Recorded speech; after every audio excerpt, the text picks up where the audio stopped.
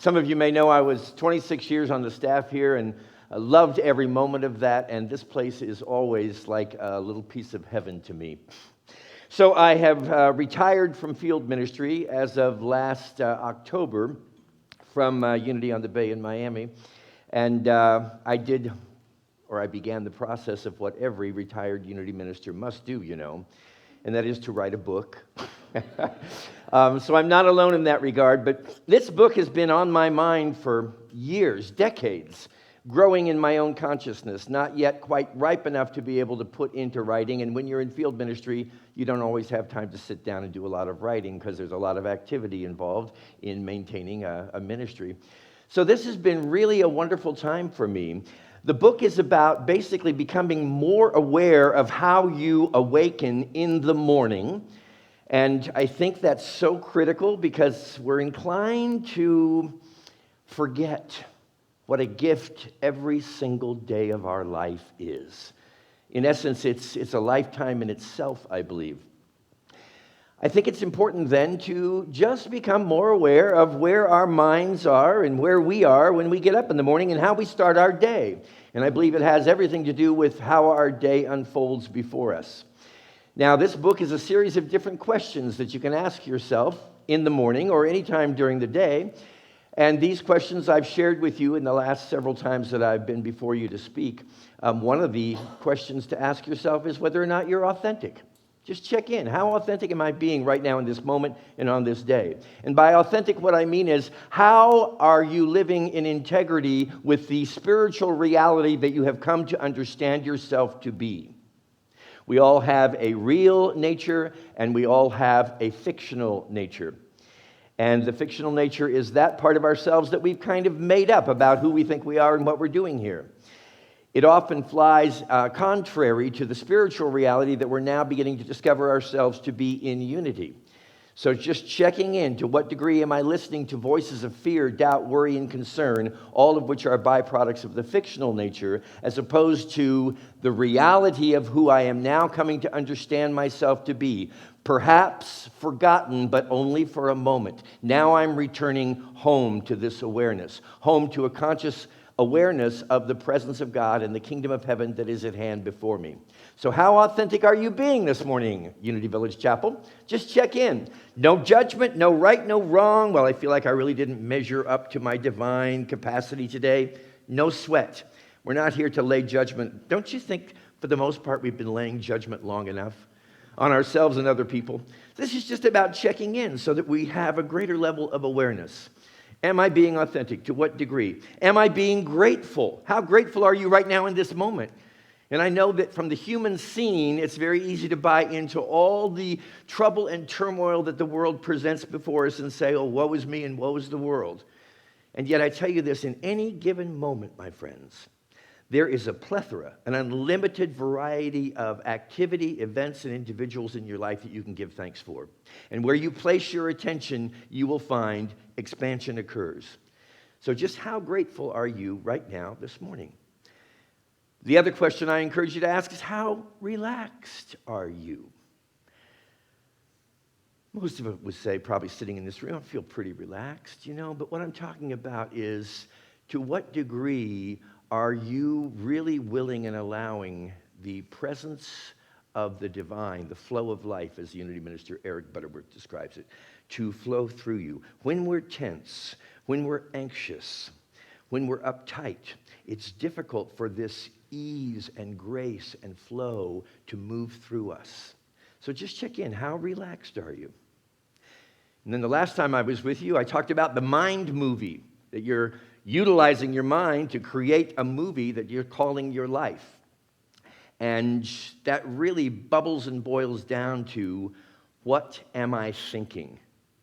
I invite you to just check in with yourself. What are you thinking right now? What are you thinking about? Realizing that the thoughts that you're holding, basic principle number 3 in the Unity work, thoughts held in mind produce. Good for you. Bravo, Reverend Erin. If you get one of those principles, this is the one to get. Thoughts held in mind, thoughts that you're allowing to purchase real estate, to pitch a tent, to stay a while. And you accompany those thoughts then with a feeling nature. And what you end up with is a belief. And those beliefs, my friend, I just proposed to you this morning, they are creating the reality of your day-to-day experience. What you believe becomes your experience in this experience, this adventure that we call life. Now this morning, and this might be a little difficult for some of us to ask ourselves this question: what am I blaming? That's a big question. What am I blaming? And I'm just going to propose to you that blaming is part of the human scene. It's part of our conditioning, what Don Miguel Ruiz refers to as human domestication. We are domesticated into believing that other individuals, other institutions, other authority figures are responsible for our well-being. And so when something goes wrong, it's very easy to allow our first response to be, it's that person's fault. It's their fault. It's his fault. And sometimes if we're really spiritually illumined, we might say, it's my fault. Why does it have to be anybody's fault at all? Why does there need to be blame when in fact we believe in unity, that everything is unfolding in some level of a divine sequence in our lives? So if there's something showing up in your world, you can bless it, you can give thanks for it, and you can recognize that though it may be in disguise, it is here, but for one reason and purpose, and that is to bless you. Nonetheless, we love to blame. And blaming has become so popular, you probably don't know this, but we've actually established a holiday in honor of blaming. In my research, I discovered National Blame Someone Else Day. Is that cool or what? It's a national holiday. It was invented by Ann Muller of Clio, Michigan in 1982, when one morning her alarm clock failed to go off. And this resulted in an unfolding sequence of unfortunate events that plagued her throughout the remainder of the day. And it just so happened that this day was Friday the 13th. So, National Blame Someone Else Day is always celebrated on the first Friday the 13th of every year. Now, that's already passed us because this year it was in February. But fear not, hold on to all the names and addresses of everybody you've ever blamed, because it'll come again next September in 2024. And you'll have a whole day to do nothing but blame anybody you want to for anything that you like. Isn't that cool? National Blame Day. National Blame Somebody Else Day. So, what are you blaming? Just run down a little list of things that you might be blaming this morning. Parents. Anybody ever blame your parents? I blamed my parents for everything. And God love them, they seem to take it in stride. Blame your children. You know what? Yeah, really. Some hands went up on that one. Some enthusiasm there. Blame the kids. Blame your partner. Anybody ever blame your spouse or your partner for anything? They're perfect because they're there right in front of you. So there's bound to be something you can blame. Blame employers. Blame politicians. Amen. Blame Democrats. Blame Republicans. Blame religious denominations. Blame Catholics. Blame Jews. Blame evangelical Christians. Has anybody ever blamed an evangelical Christian? I did that for years in my life. I thought, oh, they're so wrong. They're so bad. Look what they're doing. They're plaguing everybody with these inaccurate concepts about life and about God. They're perfect just like you and me. Blame the dog. Blame the devil. Remember that old line, the devil made me do it? Blame the devil. Of course, in unity, that's kind of a problem because we don't really believe in a devil. But blame the devil anyway. Why not? Why not? My mother used to say, you will always have a devil as long as you need one. And I have found that to be true. There's no end to this, my friends. The only person you cannot blame is the lazy person.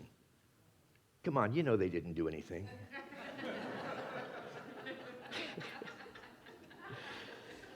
Blaming is part of the human scene. Think back. Adam blamed Eve. It's no wonder that we're in this predicament, because we've been conditioned to believe blame is pretty much inescapable. Let's take a look this morning at some of what I consider to be the bogus beliefs that stand in our way when it comes to our ability to let go of blame. And just consider with me for a moment that you could surrender these beliefs right now in this room this morning. Realizing again that your belief is creating your reality. Do you have to believe in blame? Do you have to believe that blame is necessary? Bogus beliefs about blame. First of all, we believe we have no control over our response to life. Amen? I have no control over my response to life. Everything is happening to me in this world. This is a basic core belief that many of us have adopted and built into our system of values for life. We believe we are victims of the words and actions and opinions of other individuals. Can I get an amen? All of us have lived lives where we have, I think, to some degree accepted that or believed that, and its accompanying results in terms of the quality of our life. We believe our lives would be better if the difficult people would just change. Just think about it right now. People that you have found it difficult to be around or to interact with, if they would just change, you would be happier. You would be better. This is a core belief. It's a bogus belief, my friends. Number one, has anybody in the room ever tried to change another person? All right, keep your hand up if you succeeded. It's impossible to do. We're not here to change each other. If we're here to change anything, we're here to change ourselves. Thank you very much, and thank God. We believe that it is natural for us to judge, to condemn, and to punish. I've spent even being raised in unity, my friends, I still grew up in the human condition. And that human condition conditioned me to believe that other people were responsible for my situation and that they should change. If they did not change, it was appropriate and orderly for me to judge them, to condemn them, and to personally punish them. And can you see how this cycle and this bogus belief has contributed not only to interpersonal conflicts, but to conflicts on our planet as a whole? And it's happening right now. And some would say it's happening in greater measure than ever.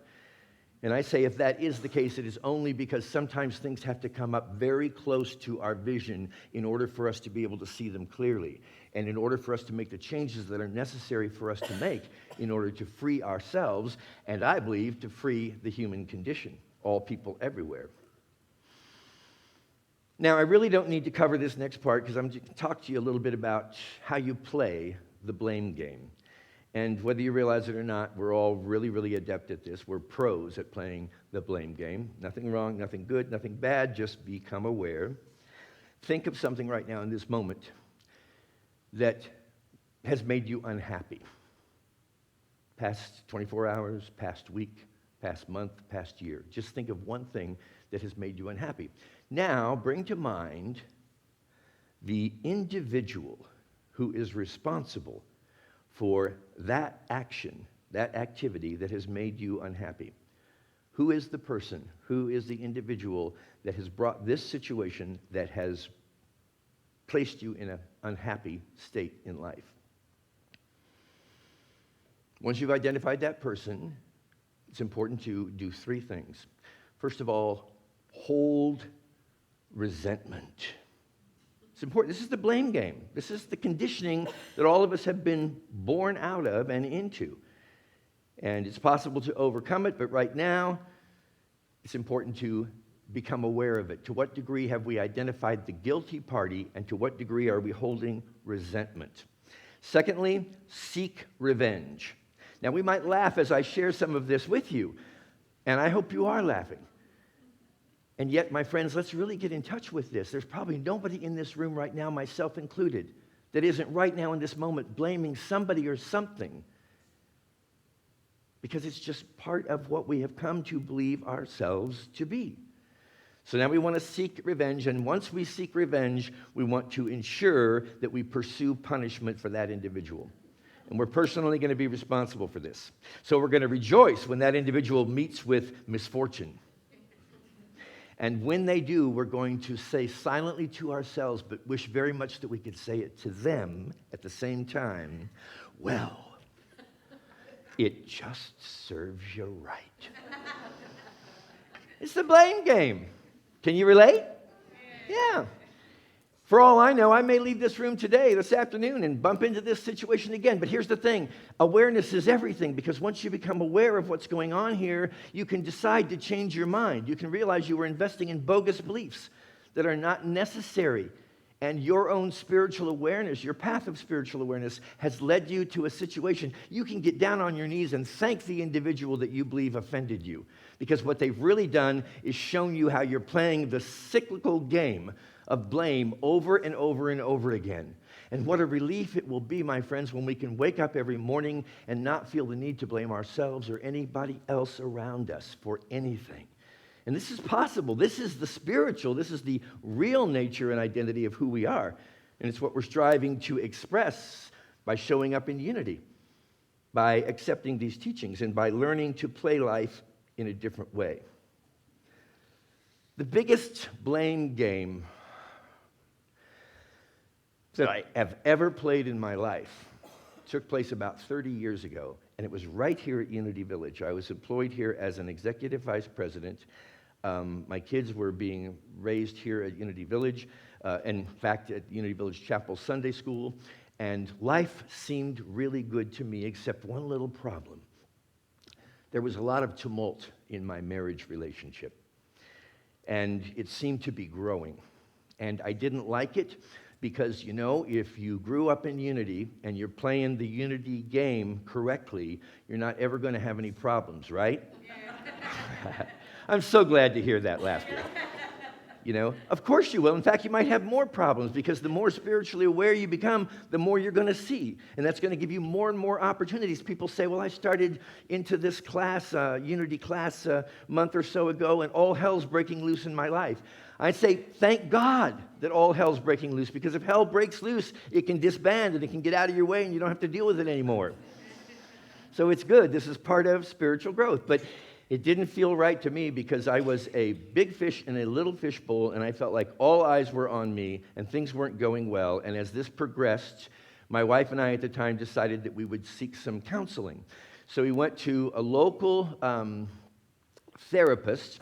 And the way this was supposed to work was that she was going to go in for a session, and then I would follow her with a session, just one-on-one between each of us and the therapist, and then the two of us would go in together after that. So she went in for her session first, and while she was in that room, I prayed, unquestionably, the stupidest prayer I've ever prayed in my life. And here's the stupidest prayer. Dear God, please have this therapist tell her how wrong she is and how right I am.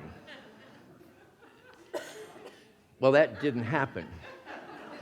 And you can only imagine, with me in that mindset, I'm right and she's wrong, it wasn't long before we separated and divorced.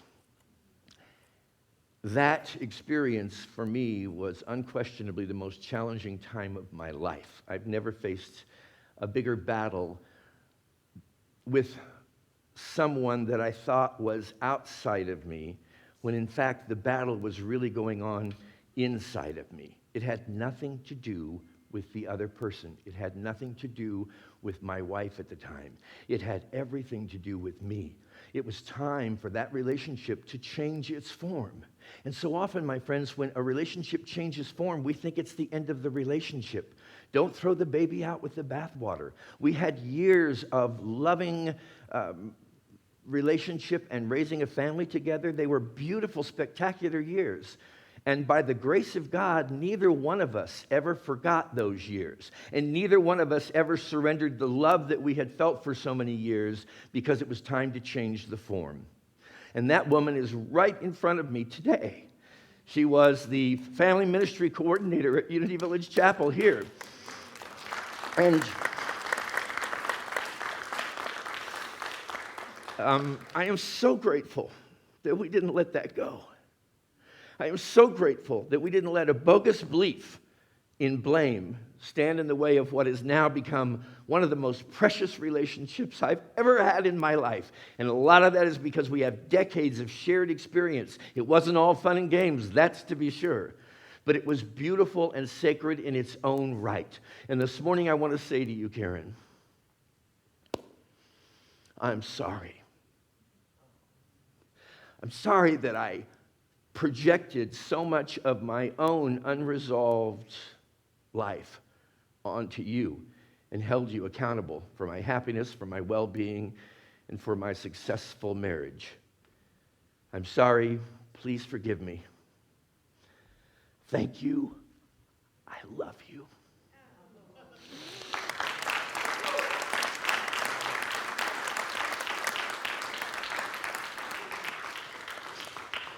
Part of this healing for me, and I'm back now. We have the best life we've ever had. It's absolutely wonderful. It's not the same form, but it most certainly, it's not even the same love. It's a deeper love than we ever could have had we not traversed through those experiences together.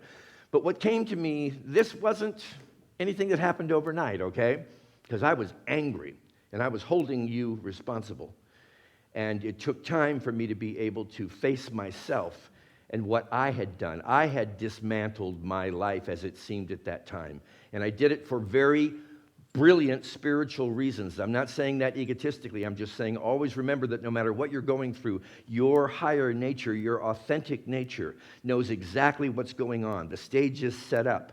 And if you remain open and receptive to the best of your ability, it's going to work you in a very positive way, just like it did with us. Given that, the line that came to me maybe 3 or 4 years after this event was, and I'll never forget these words, it is never about the other person. It is always about me. It is never about the other person. It is always about me. It is never about finding blame. It is always about taking responsibility. So you can release blame. Remember, it's so easy to turn the finger of blame from everybody out here onto yourself. But we're not looking to do that. What we're looking to do is to liberate ourselves from the need to blame by taking responsibility for our lives, taking responsibility for the choices that we've made, taking responsibility for the scene as it's showing up in our life in any given moment. This is not easy to do, my friends, because it means you're holding yourself accountable for your experience and letting everybody else off the hook.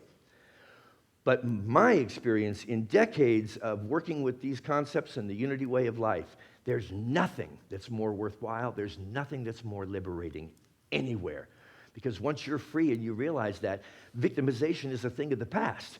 And you can stand realizing, if I don't like this, I can change my mind. I can change my choices. I am responsible for this, and nobody else on the planet can take that responsibility, nor do they need to. And this is the final analysis of that chapter of my life. I will never again, and I want to say this consciously and intentionally, I will never again hold another person accountable for my happiness or my well-being. And I ask you this morning to please consider doing the same thing. If you want peace on earth, and all of us do, we must realize this peace begins inside of us. And the change depends on our ability to take responsibility. The truth is, my life is a mirror reflection of an internal dynamic, even on those mornings when I most don't want to admit it. Hal Elrod, who is the author and creator of the Miracle Morning program, says this: the moment you accept responsibility for everything in your life is the moment you gain power to change anything in your life. And this is especially true when it comes to relationships with individuals. Some of you may be familiar with the work of Anthony DeMello, a brilliant writer, a brilliant speaker, a brilliant man altogether. He wrote many books, but one of them is a little tiny book you can hold in the palm of your hand. It's a quick read, and I strongly recommend it. You can get it on Amazon. It's called The Way to Love. The Way to Love. What a potent book. These are his words. How could you go about creating a happy, loving, peaceful world? By learning a simple, beautiful, but painful art called the art of looking. And this is how you do it.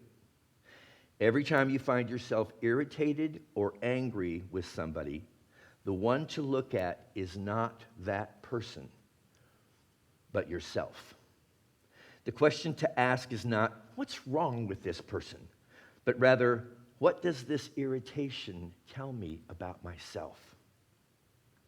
Think of some irritating person you know and say this beautiful but painful, liberating sentence to yourself. The cause of my irritation is not in this person, but in me. Having said that, begin the task of finding out how you may be causing the irritation. First, look into the very real possibility that the reason why this person's defects or so-called defects annoy you is that, take a breath with me, you have them yourself. This is where it gets wild. But you've repressed them. And so you are projecting them unconsciously onto other people. This is very Jungian. It's what you're doing. You repress it, it's going to come up in some form or fashion by being projected onto all others. He goes on then to say, this is almost always true, but hardly anybody recognizes it. So search for this person's quote-unquote defects in your own heart and in your unconscious mind, and your annoyance will turn to gratitude that his or her behavior has led you to self-discovery. This is why sometimes our greatest demons, if you will, in this world, our greatest quote-unquote enemies, are our greatest blessings in disguise, because they're trying to show us stuff that once we can acknowledge and work through from a spiritual perspective, we can be free of forever. And to be free of these things, this is true spiritual liberation. DeMello goes on to say, another thing is also clear. You become irritated with this person because he or she is not living up to the expectations that have been programmed into you. Let's just take a little moment to look at this expectation. Because most of the time when we come into relationship, we believe relationships are founded, and it makes sense, on our ability to hold each other accountable to whatever expectations we may be having within ourselves. And what I want to propose to you this morning is just the concept, take it or leave it, of an expectation-free rapport, or what I sometimes refer to as an agenda-free rapport. If I really love you, I'm not going to hold you accountable for expectations, many of which you are not even aware of. I keep these expectations hidden in my hip pocket. I don't want you to know that they're there, because if you know they're there, you might not like me. You might be afraid to associate with me. So how then do you find out what my hip pocket expectations are? You violate them. And once you violate them, you're going to set my fuse off. So what happens is, I'm going to hold you accountable for not meeting an expectation that you didn't even know existed. Now, it's a safe space in here, my friends. So you can acknowledge that we've all got some hip pocket expectations. What about the possibility of an expectation-free, agenda-free rapport, and nothing-do relationship? Why am I with you? Not because I expect anything of you. I am with you because I love you, and I want to be with you. How many of you have relationships where you know when you come together with that other individual, there isn't an expectation that's being held? You just want to be with that person because you love being in that person's company. Is that heaven or what? It's as close as it gets. And you think, well, that doesn't seem very realistic. I have to hold expectations. It's not unreasonable for me to do so. And I say, no, you can hold on to those expectations as long as you want to. And you can continue to play the blame game. You can continue to hold the guilty parties responsible. You can continue with the way of life that you've come to believe is a normal way of life, but I'm in this room this morning to tell you it is not normal. It is abnormal. It is not in line with the spiritual reality of who we are.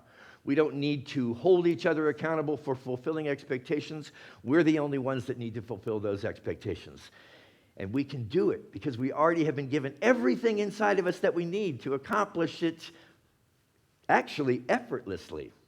Swami Sri Yukteswar Giri. Fortunately, you don't have to remember his name, but I would encourage you to remember his words. I do not expect anything from others, so their actions can never be in opposition to my wishes. Just take that in for a little while. See if it sets with you. I never ask you to accept anything that you're not comfortable accepting or believing, because I'm not here to create your religion. I'm here to encourage you to realize you have everything you need to create the religion that works for you, and religion is not a turnkey operation, my friends. Every one of us needs to find our own way, our own value system, our own belief system.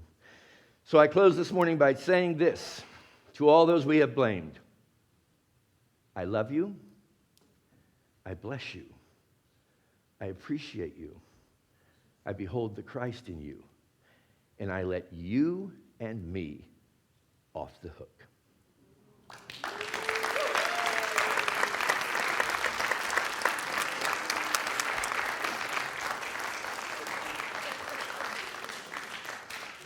Thank you. We're going to take a few minutes. I ran a little bit over, and I apologize for that. But we're going to just take a few minutes to allow this message, and I don't take responsibility for its authorship. We all know where this stuff comes from. But let's just take a moment to breathe and become aware in the stillness of this moment right now. The manner in which we have been created. And do your best to release all the old worn ideas about who you think you are and why you think you're here. And just say, I'm open and receptive to God's living spirit of truth. I'm open and receptive to a new understanding of my identity as a child of the divine. And then relax. No effort on your part whatsoever is required here. Just receive. And if through the course of this morning anyone has come to mind that you are still holding a grievance against, I invite you to let it go. I release you and set myself free. I release all individuals, institutions, and entities from any guilt, shame, or responsibility as regards the quality of my life. I want to live in the manner in which I'm intended to live, free, unlimited, trusting, knowing. In this state of freedom, true spiritual liberation resides. And I allow the silence to step in now and take me beyond the world of words to this quiet, silent, sacred truth of my nature.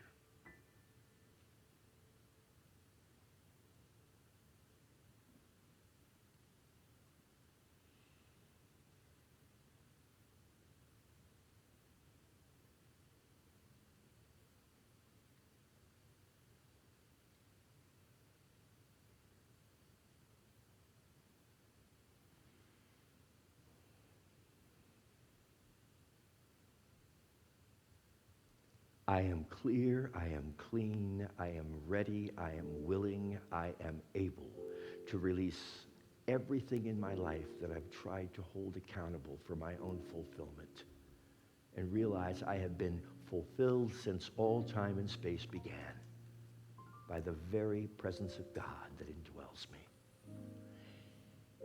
That is truly cause for thanksgiving.